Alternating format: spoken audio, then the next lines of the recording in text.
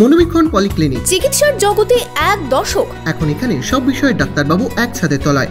Phone করুন 7477799515 এই নম্বরে।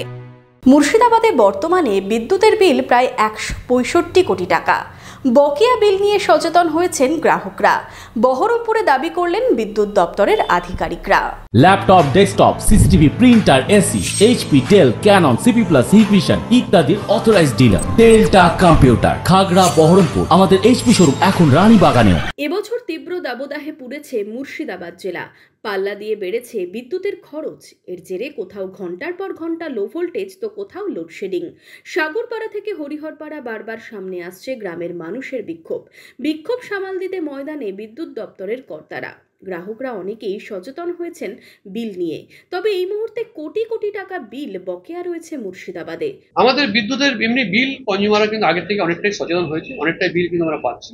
এবার এখনো কিন্তু প্রায় আমার ডিস্ট্রিক্টে প্রায় 165 কোটি টাকা এখনো বিদ্যুতের বকেয়া বিল কিন্তু রয়েছে। সবথেকে বেশি কোন সাবস্টেশন আন্ডারে? এইগুলো মেনলি আমাদের বেশি গোটা ডিস্ট্রিক্টে আছে। তার মধ্যে